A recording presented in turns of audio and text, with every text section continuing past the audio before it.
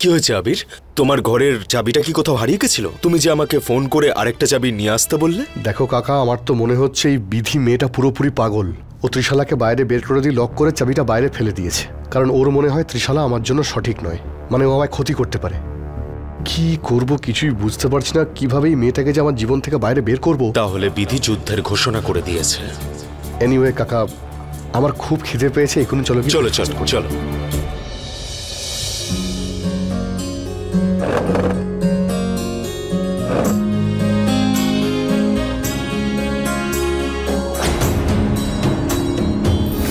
আরে বাহ, 2 রকমের জল খাবার।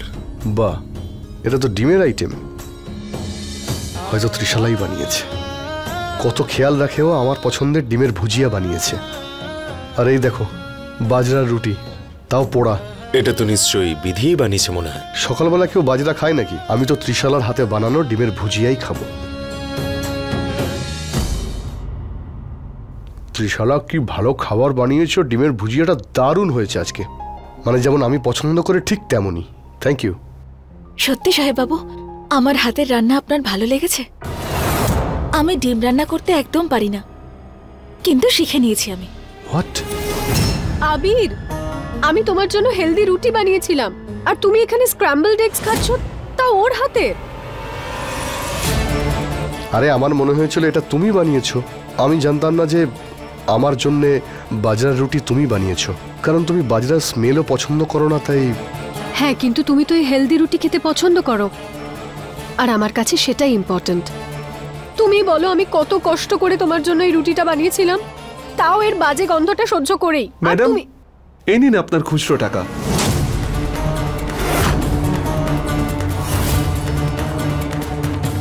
কিসের টাকা এটা? সকালে উনি আমায় 2000 টাকা দিয়েছিলেন, আমার কাছে খুচরো ছিল না, সেই জন্য এটা দিতে আমি আবার ফিরে এলাম ওনাকে বাকি টাকাটা ফেরত দিতে। এই নিন ম্যাডাম।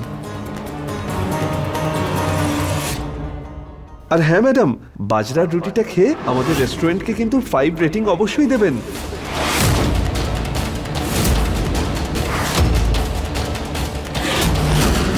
হ্যাঁ ঠিক আছে, আপনি যান।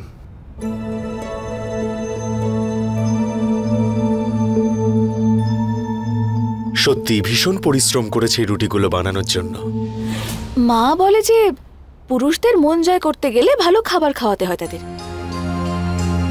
আর যদি সেটা সৎভাবে না করা হয় তাহলে লক্ষ্যে পৌঁছানো সম্ভব নাকি? আরে মেম সাহেব, বাজরা রুটি বানিয়েছেন অথচ মুখে বেসন লেগে আছে। একবার দেখে নিলে পারতেন, মিথ্যেটা তো এমনিই ধরা পড়ে গেল। যাক, এটা তো সামান্য বিষয়, বড় কথা এটা যে সাহেব বাবু খেয়ে নিয়েছেন। আমার আর অন্য কিচ্ছু চাই না। ত্রিশালা, তোমার কাছে আমি এটা একদমই আশা করিনি। তুমি আমাকে মিথ্যে বললে, আর তুমি খুব ভালো করে জানো যে আমি মিথ্যে একদম পছন্দ করি না। আমি এইসব কিছু এই মেয়েটাকে শিক্ষা দেওয়ার জন্য করেছিলাম। তুমি জানো তো কত চালাক। আমি আর কি করতাম তুমি বলো, আমি তোমাকে বুঝি। ত্রিশালা প্লিজ, দেখো ত্রিশালা, এটা কোনো কথা নয় যে তুমি কাকে শিক্ষা দিয়েছো আর কাকে শিক্ষা দাওনি। দেখো ত্রিশালা, এখানে বিষয়টা হলো এটাই যে তুমি আমাকে মিথ্যে বলেছো। কি অসুবিধে হতো তুমি যদি বলতেই তুমি এটা অর্ডার দিয়ে আনিয়েছো। দেখো কাকার মা তোমার ব্যাপারে কি ভাবলো যে তুমিও এই মেয়েটার মতো মিথ্যে কথা বলো। আমি তোমার হয়ে কি করে কথা বলবো যদি এরকম তুমি মিথ্যে কথা বলো। আমি খুব কষ্ট পেয়েছি ত্রিশালা, তোমার কাছে এটা আমি আশা করিনি। তুমি সরে যাও। আবির, আমার কথাটা শোনো। আবির,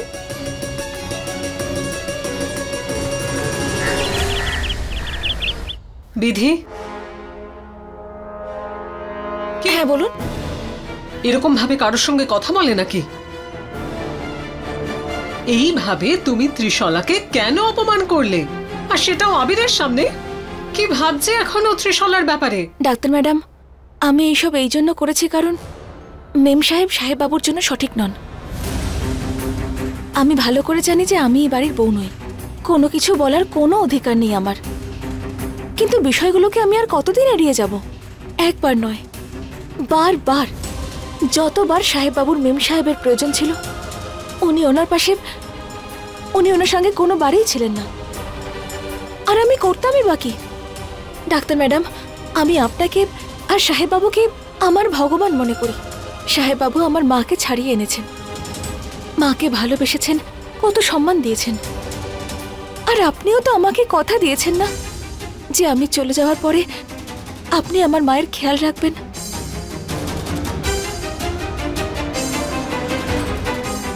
তাহলে এটা তো আমার কর্তব্য যে আমি মেম সাহেবের আসল চেহারা আপনাদের সবার সামনে নিয়ে আসি। কত ভালো ব্যাপার যে মানুষের আসল রূপটা সবার সামনে আনতে চাইছো। তাহলে তোমার রূপটাও সবার সামনে আনা হোক। যেদিন থেকে এই বাড়িতে এসেছো আমার ছেলেটার সঙ্গে শুধুই ভুল হচ্ছে। এত সহজে কি করে ভুলে গেলে তুমি যে তোমার জন্য আমার ছেলেটা কতটা অসুস্থ হয়েছিল? ডাক্তার ম্যাডাম, যদি আপনার মনে হয় যে সেই বাদাম আমি মিশিয়েছি খাবারে, তাহলে আপনার খুব ভুল ধারণা এটা। এই কাজটাও ত্রিশালা ম্যাম সাহেব করেছেন। ওই দিন ওই কি ওই দিন? থাক থাক, এবার নিশ্চয়ই নতুন কোনো গল্প বলবে। নিজের অবস্থা দেখো, কি কাশি হচ্ছে তোমার। ওষুধ খাচ্ছ ঠিক মতো? তোমার ওষুধ তো শেষ হয়ে গেছে মনে হয়। আমি নতুন ওষুধ নিয়ে আসছি।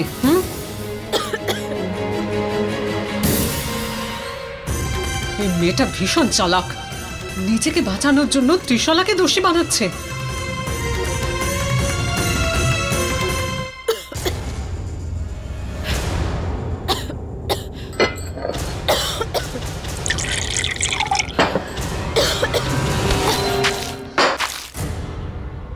অশিক্ষিত মেয়ে একটা।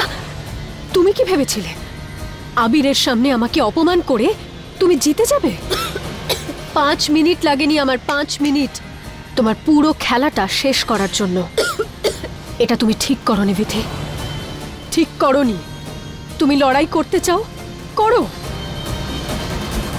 কিন্তু একটা কথা ভালো করে শুনে নাও, এই লড়াইতে কিন্তু জয় শুধুমাত্র আমারই হবে।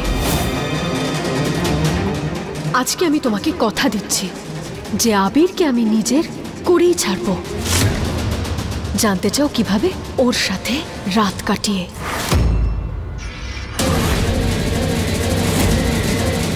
এতদিন তো আমি তোমাকে রাস্তার পাথর ভাবছিলাম, কিন্তু আজ আমি বুঝতে পেরেছি যে তুমি আমার রাস্তার পাহাড়। আমি ভেবেছিলাম যে আবিরের সাথে আমার প্রথম রাত বিয়ের পরে খুবই সুন্দর আর ভালোবাসায় ভরা হবে, কিন্তু না, আজকে তোমার জন্য আমি আর বিয়ের অপেক্ষা করব না। সুযোগ পেতেই আমি আবিরকে নিজের করেই ছাড়ব।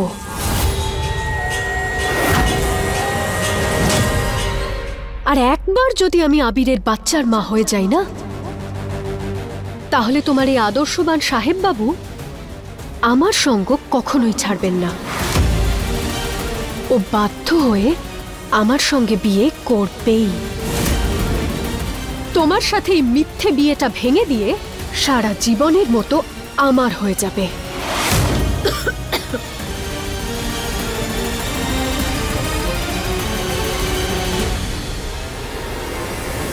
আমি যাচ্ছি আবিরের কাছে। ওকে আমার করার প্রস্তুতি শুরু করতে হবে তো।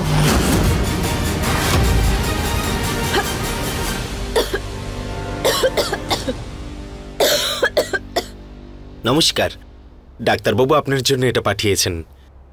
এই নিন। তুমি যাও। ধন্যবাদ।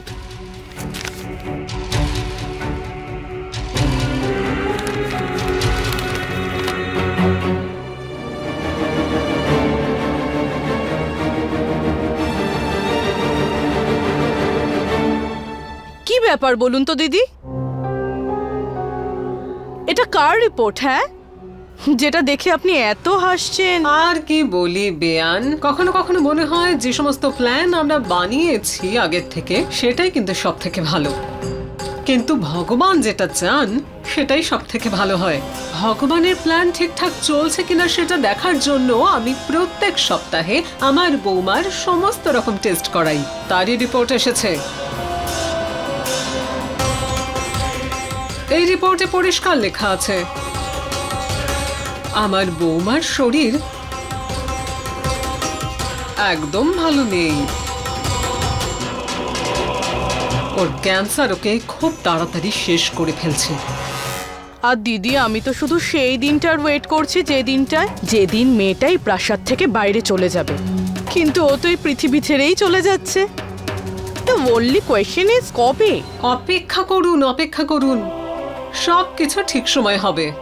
আর তখন আপনার মেয়ে এই বংশের বৌমা হবে, দেখে নেবেন। কিন্তু এটা কবে হবে? যদি বৃদ্ধিকে মৃত্যুর মুখেই ঠেলে দিতে হয়, তাহলে আপনি ওকে ওষুধ কেন দিচ্ছেন? কারণ ওই ওষুধগুলো কোনো কাজ করে না, নকল ওষুধ ওগুলো। হোয়াট? দেখতে থাকুন আপনি, খুব তাড়াতাড়ি ক্যান্সার ওই মেয়েটাকে শেষ করে ফেলবে, আর বিধিকে উৎসর্গ করে আবির আর ত্রিশলার জীবন খুশিতে ভরে যাবে। সাহেব বাবু আর মেম সাহেব কোথায় চলে গেলেন? খুঁজেও পাচ্ছি না। আমি এইবার সাহেব বাবুকে মেম সাহেবের জালে পড়তে দেবই না।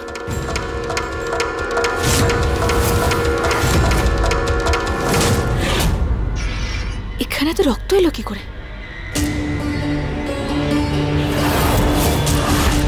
হে মা জগদম্বা, রক্ত কার এটা?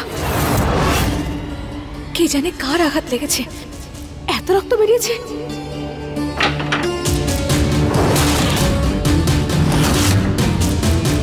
দরজার বাইরে তো রক্ত আছে, কিন্তু ভেতরে তো নেই। কি করে হতে পারে এটা?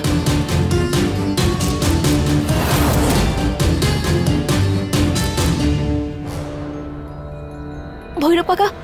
হ্যাঁ বিধি ম্যাডাম। এই এই এত রক্ত কি করে এলো এখানে? কারোর কি আঘাত লেগেছে? না না বিধি ম্যাডাম, আমি তো বলতে পারবো না। হে দেবী মা, এখানে এত রক্ত পড়ে আছে। আমি আমি অন্য কাউকে কি জিজ্ঞেস করছি, আপনি এটা পরিষ্কার করে দিন। ঠিক আছে, করে দেব।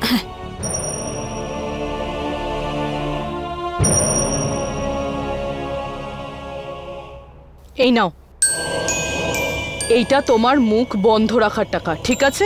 যাতে কেউ কিছু না জানতে পারে। যদি কেউ জানতে পারে এখানে কি কি ঘটেছে, আমার থেকে খারাপ কেউ হবে না।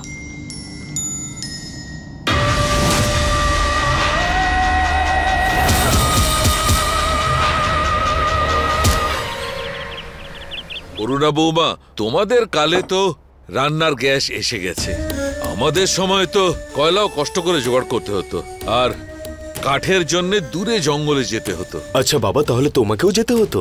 তুমি তো রাজ পরিবারের ছেলে। এমনিতে বাড়ি থেকে তো চাকর যেতই কাঠ আনবার জন্যে, কিন্তু আমি আর আদি দাদা লুকিয়ে লুকিয়ে অন্য বাচ্চাদের সঙ্গে জঙ্গলে চলে যেতাম। তাহলে তো বাবা ছোটবেলায় আপনি খুব দুষ্টু ছিলেন। ছোটবেলায় কে দুষ্টু হয় না করুণা মা? আর সে সময় আমাদের দুষ্টুমিকে তো শয়তানের দুষ্টুমি বলতো গ্রামের লোকেরা। তাই নাকি?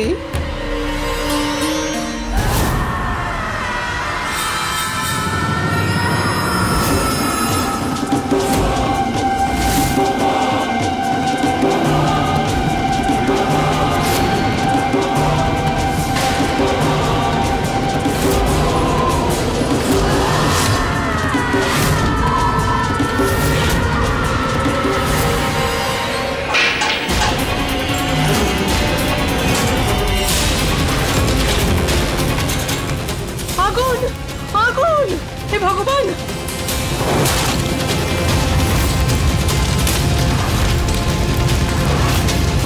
এই আগুন তো ছড়িয়ে পড়ছে। আরে বাড়িতে কেউ আছে? আবির, নিশান্ত!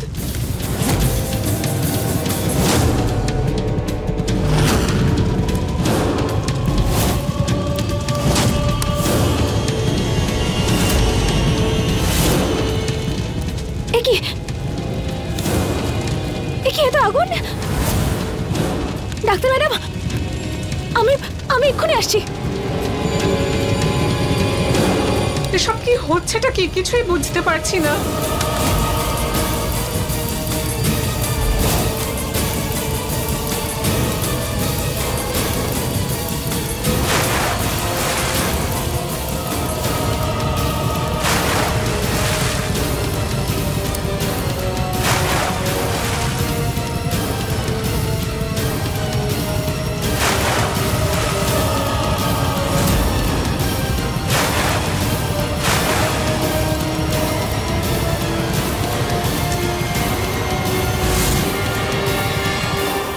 যাক বাবা, আগুন নিভে গেছে।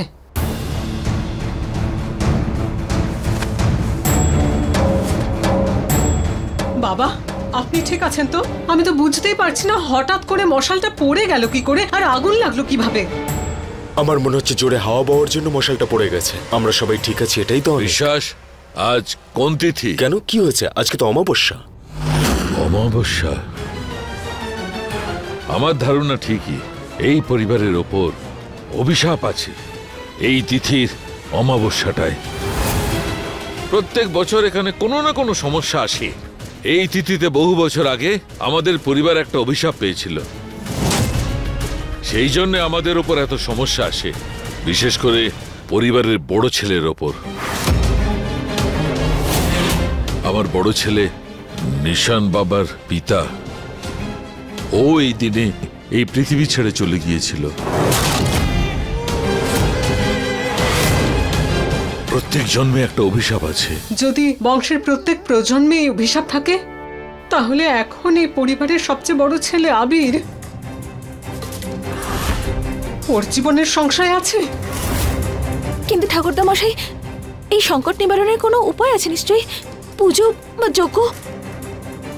হ্যাঁ, একটা উপায় আছে। বলুন না বাবা, কি সেটা? আমাকে যা কিছু করতে হবে আমি সব করব। এই অভিশাপ থেকে মুক্তি পাওয়া এত সহজ নয় করুণা বৌমা। যে প্রকৃত ভালোবাসে সেই আমাদের সবাইকে বাঁচাতে পারে। মানে হচ্ছে, দুজন ভালোবাসার মানুষ যারা বিবাহ বন্ধনে আবদ্ধ, তারাই এর উপায় বার করতে পারবে। ওই অষ্টধাতু দিয়ে তৈরি মা জগদম্বার মূর্তি এই বাড়িতে পুনরায় স্থাপন করতে হবে। ওই মূর্তি পুনঃস্থাপন হলেই আমাদের পরিবারে শান্তি আসবে। পুনঃস্থাপন করতে হবে? ঠাকুরদা মশাই, এই মূর্তিও কি আগেও এখানে ছিল? হ্যাঁ বিধি বৌমা, যবে থেকে এই মূর্তি এখান থেকে গেছে তখন থেকেই এই বিপদ আমাদের পরিবারের ওপর। কিন্তু এই মূর্তি এখান থেকে গেল কি করে আর কেন? না বিধি বৌমা, ওই ব্যাপারটা মনের মধ্যে এলেও ভয় করে। শুধু এটুকু মনে করে যে সেটা কালো ছায়া ছিল, যা ওই মূর্তিটাকে নিয়ে গেছে। মূর্তির ব্যাপারটা হচ্ছে, এই সময় ওই মূর্তিটা যেখানে আছে ওখানে এখন খুব ঘন জঙ্গল হয়ে গেছে, আর ওই জঙ্গল এখান থেকে বহু দূরে। ওই জঙ্গলটা পার হওয়াও সহজ হবে না। অনেকদিন আগে যখন মূর্তিটা এখান থেকে চলে গেছিল, তবে থেকেই এই অভিশাপ আমাদের উপর শুরু হয়েছিল। তারপর ওই মূর্তিটাকে কেউ এখানে ফিরিয়ে আনতে পারেনি। আদি দাদা আর ভানু দিদি সত্যি প্রেমিক ছিলেন, কিন্তু তারা বিয়ের বন্ধনে আবদ্ধ হননি। নয়তো ওরা নিশ্চিত এই পরিবারকে অভিশাপ থেকে মুক্তি দিত। জানি না কবে এই অভিশাপ থেকে আমরা মুক্তি পাব। বলছি বাবা, আমার তো মনে হয় যে আবির আর বিধির তো বিয়ে হয়ে গেছে, তাই আমার মনে হয় যে ওই মূর্তিটাকে আনার জন্য আর এই পরিবারকে অভিশাপ থেকে মুক্ত করার জন্য আবির আর বিধির যাওয়া উচিত। কুমার, বিশ্বাসের কথায় যুক্তি আছে। বিধি বৌমা তো ভানু দিদির প্রতিচ্ছবি, আর আবির বাবাও আদি দাদার দ্বিতীয় রূপ। যদি এটাই আপনার ঠিক মনে হয় তাহলে তাই করব। মা, আমার পরিবারকে অভিশাপ থেকে মুক্তি দিয়ে দাও। আর তুমি তো জানোই যে সাহেব বাবুর জীবনে সব থেকে বড় সংকট হলো মেম সাহেব। এবার আমাকেই কিছু করতে হবে। বলো বিধি বৌমা, যাবে তো ওই মূর্তি আনতে? হ্যাঁ ঠাকুরদা মশাই,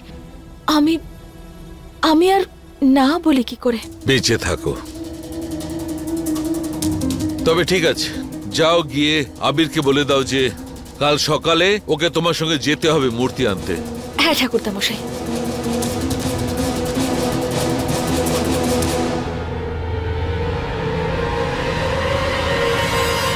ত্রিশালা, তোমার মনে হয় না এই জায়গাটা খালি না রাখা উচিত? যেমনটা তোমার ঠিক মনে হয়, তুমি তো আমার থেকে বেশি ভালো বোঝো। এসবে আমার খুব একটা ইন্টারেস্ট নেই। আমি শুধু একটা জিনিসই জানি, সেটা হচ্ছে তোমাকে বিরক্ত করা। আরে ত্রিশালা তুমিও না। আরে সব কাজ কি তুমিই করবে? আমাকে করতে দাও।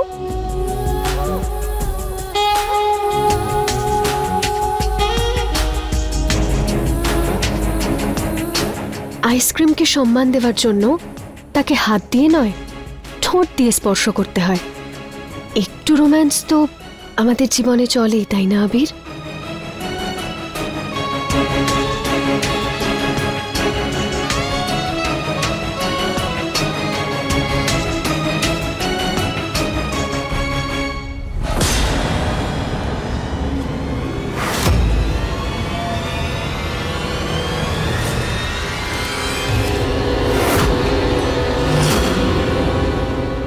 মেম সাহেব, আমি না কালকে টিভিতে দেখছিলাম যে জিভে অনেক জীবাণু থাকে, যদি ওনার গালে লেগে যায়। আরে ওটা ছাড়ুন, আপনি জোক দেখেছেন কখনো? What joke? আরে জোক, যেটা শরীরে আটকে রক্ত চুষে খায়, তার কথাই বলছি। আমাদের গ্রামের পুকুরে না অনেক পাওয়া যায়। এইসব জিনিস তোমাদের গ্রামেই থাকে হয়তো, এখানে নয়। না না মেম সাহেব, প্রাসাদেও পাওয়া যায়। আপনার বিশ্বাস হচ্ছে না? যান আয়নায় কি দেখে নিন।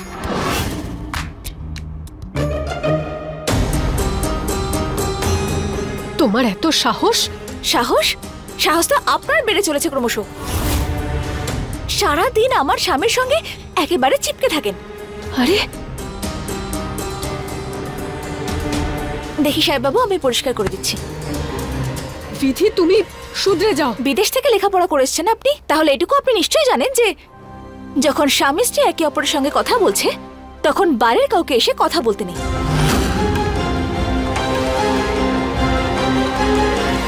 সাহেব বাবু, কালকে আমি ওই পোখরানের কাছে যে জঙ্গলটা আছে ওখানে যেতে চাই, মায়ের মূর্তি নেওয়ার জন্য। আমরা ওখানে কেন যাব? আমি যাব না ওখানে, তাও তোমার সঙ্গে। ঠাকুরদা মশাই আদেশ করেছে। আর এমনিতেও আজকে সকালে যা হলো, বাড়িতে এভাবে উঠোনে আগুন লেগে যাওয়া, ঠাকুরদা মশাই বললেন এই বাড়িতে অনেক বছর ধরে অভিশাপ রয়েছে। এই অভিশাপ থেকে মুক্তি লাভ করার জন্য ওই মূর্তিটাকে ফিরিয়ে আনতে হবে আমাদের। আর এমনকি এমন দুজন মানুষ যারা একে অপরকে খুব ভালোবাসে, তাদেরই ওই মূর্তি নিয়ে এসে বাড়িতে পুনঃস্থাপন করতে হবে। সেই জন্যই ঠাকুরদা মশাই এই কাজটার জন্য আপনাকে আর আমাকে যেতে বলেছেন। এটা কি দাদুর হুকুম, নাকি তোমার বাহানা এটা আবিরের কাছে আসার? তুমি এত নিচে নামতে পারো আমি ভাবতেই পারছি না। সব কিছুতে দাদুর দোহাই দিচ্ছ। তুমি যতই চেষ্টা করো, তুমি যা করার তাই করো, কিন্তু আমি কোনোভাবেই তোমার কথাও শুনবো না, তোমার সঙ্গেও যাব না। দাদু কি বলেছে? দুজন ভালোবাসার মানুষকে একসঙ্গে যেতে হবে। তাহলে আমি কেন যেতে যাব? আমি তো তোমাকে ভালোই বাসি না। আমি সত্যিকারের ভালোবাসি আবিরকে, সেই জন্য ওই মূর্তিটা আনতে আমিই যাব, তুমি নয়। সত্যিকারের ভালোবাসা এই শব্দের মানেও কি জানেন আপনি? সত্যিকারের ভালোবাসার মানে নিজের সঙ্গীর পাশে দাঁড়ানো। কিন্তু আপনি তো শুধুমাত্র ঠকাতেই জানেন। আর এমনিতেও তাদেরকে না বিবাহিত হতে হবে। আর আমার বিয়ে হয়েছে সাহেববাবুর সঙ্গে, আপনাকে তো আমার জুতোও যেতে দেবে না। আর সেটা সম্পন্ন করা আমার দায়িত্ব।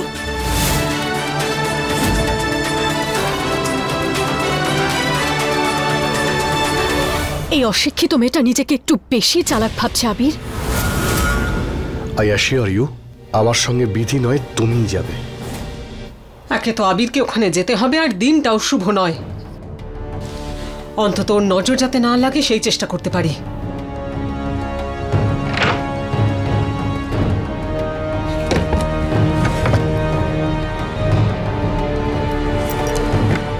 দিদি, শোনায় না দিদি? কেন চিৎকার করছো তুমি? আরে কি করব, এখানে রাখা কোনো জিনিস আমি খুঁজে পাই না। আবিরের জন্য নজর কাটানোর জিনিস রেখেছিলাম, পাচ্ছি না। এখানে ছিল কিন্তু এখন পাচ্ছি না। যদি এখানেই ছিল তো এখানেই তো থাকবে। সরো, আমি দেখছি। জানি না লোকজন এই ঘরটাকে কি ভাবে, এমন ভাবে জানি ওটা ধর্মশালা। যখন ইচ্ছে তখনই কেউ চলে আসে, কখনো চাকর বাকর আসে, কখনো নিশান্ত আসে। কি যে করে এখানে কে জানে। কি নিশান্ত? তোমার মনে হয় যে আমার ছেলে তোমার জিনিস চুরি করতে আসবে এই ঘরে? আমি সেটা কখন বললাম? ওই যে ইঞ্জেকশনের ঘটনাটা ঘটলো সেই জন্য আমি, কিন্তু আপনি এত ওভার রিঅ্যাক্ট কেন করছেন? আমারই তো ভুল হয়েছে তাই না দিদি, যে এতদিন কিছু বলিনি, আর এখন যদি কিছু আমি বলি তো তোমার ওভার রিঅ্যাকশন মনে হচ্ছে। একটা ছোট ব্যাপার নিয়ে বেশি ভাবছেন। না দিদি, করছি না। আজকে কথা বলতেই হবে, আর আজ আমি বলবো, তুমি শুনবে। তোমার কি মনে হয় দিদি যে নিশান্ত আবিরকে ছোট দেখানোর জন্য এত জঘন্য কাজ করবে? কিন্তু তোমার মনে রাখা উচিত, আবির যদি জেল থেকে বেরিয়ে বাড়িতে আয়েশ করে থাকে সেটা নিশান্তের জন্যই করতে পারছে। তো ভালো হবে আমার ছেলের নাম সবকিছুতে যেন না নেওয়া হয়। আমি খুব ভালো মতো জানি নিশান্ত কি করেছে আবিরের জন্য। আমার কোনো ইচ্ছাই নেই আপনার ছেলের নামে দোষ দেওয়ার। যাক, পেয়েছি। এক্ষুনি গিয়ে আবিরকে দিচ্ছি। তুমি এটা। কতটা স্বার্থপর দিদি, তুমি শুধু আবিরের কথাই ভাবছো। হয়তো তুমি ভুলে যাচ্ছ বিপদ শুধু আবিরের নয়, নিশান্তের ওপরও রয়েছে এবং পুরো পরিবারের ওপর রয়েছে। আমার ছেলের চিন্তা একবারও তোমার মনে আসেনি? ভুলে আপনি যাচ্ছেন। বিপদটা এই পরিবারের সবার ওপর নয়, শুধু এই বংশের সবচেয়ে বড় ছেলের ওপর, মানে আমার ছেলে আবিরের ওপর। আপনার ছেলে নিশান্তের ওপর তো নয়। কি হয়েছে? নিশান্ত কি এই পরিবারের ছেলে নয়? নিশান্ত এই পরিবারের সবচেয়ে বড় ছেলে নয়? তুমি ভুলে যাচ্ছ দিদি, নিশান্তের শরীরে এই পরিবারের রক্ত বইছে। তাতে তোমার কি এসে যায় দিদি? তুমি তো অন্যের অধিকার ছিনিয়ে নেওয়াতে ওস্তাদ। যেভাবে তুমি আমার হাড় ছিনিয়ে নিয়েছো, সেইভাবেই নিশান্তের অধিকার ছিনিয়ে নিচ্ছ। চুপ করে যান, কারণ একটা কথাও আমি আর শুনবো না। তুমি এবারে চুপ করো দিদি। করুণা দিদি, এবার তুমি চুপ করো, কারণ তুমি যদি বলো তাহলে এই পরিবারের ইতিহাস খুলে যাবে। তোমার এই ভুল ভাল কথা শোনার জন্য সময় আমার নেই। আমার ছেলের আমাকে প্রয়োজন। আমি আবিরের কাছে যাচ্ছি।